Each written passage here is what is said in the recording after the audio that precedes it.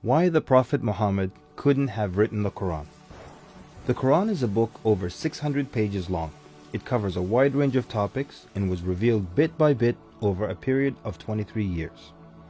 So if a man wrote the Quran, we already have a number of problems. If you're going to write a book like the Quran and claim it's from God, you can't make any mistakes. The book can't contradict itself, and you have to keep it consistent as you add to it over a period of 23 years and keep the message consistent. The grammar and style also have to remain the same.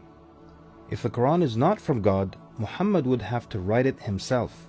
That means in the middle of the Arabian desert, with no books around and being illiterate, he would have to know law, civil rights law, criminal law, family law, labor law, military law, personal injury law, real estate law, and tax law. He would have to know history. With little to no Christian presence in Mecca, he would have to know the stories and events in the lives of the prophets before him, the history of past nations, Judeo-Christian religious rulings, and he would have to know it well enough to somehow offer additional information and details not found in those books. He would have to know how to develop a nation, how to start a government, know about worship and purification, invent dietary laws, know psychology, about raising children, arbitration, distribution of wealth, finance, and business. In the area of science, he would have to know embryology, oceanography, about plate tectonics, cloud formation, UV rays, know about plants, mountains, bees, the human brain, the Big Bang, and the expansion of the universe.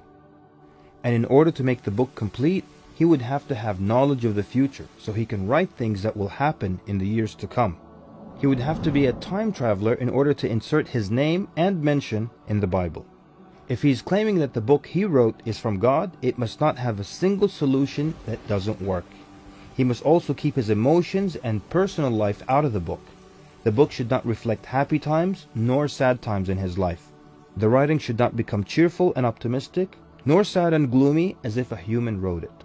But when you read the Quran cover to cover, you can't sense when his wife died, when his daughters got married, when his grandchildren were born, when he was victorious, and when he was defeated.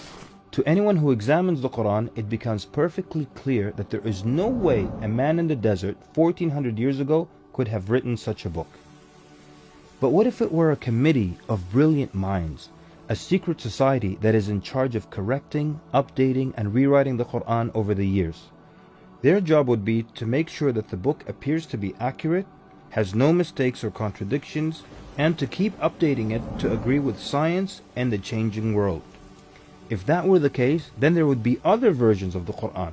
Due to edits and improvements, we would have new edited versions and old versions with mistakes. You would be able to detect different writing styles and influences from the different authors. The problem with all of that is, there is only one Quran. So one man didn't write it, and a committee didn't edit it, so where did it come from? What if clever devils dictated and influenced a man to write the Quran? The question then would be, what kind of devil calls to good behavior, worshipping God, honoring Jesus, giving to the poor, and warns of the devil? Any way you analyze the Quran, you come to a clear conclusion. It could not have been written by a committee, a devil, nor the Prophet Muhammad. Since it's impossible for Muhammad to have written it, then that means he was truthful in that it is from God. If it is from God, that means he was a genuine prophet. And if he's a genuine prophet, then his message should be heeded and obeyed.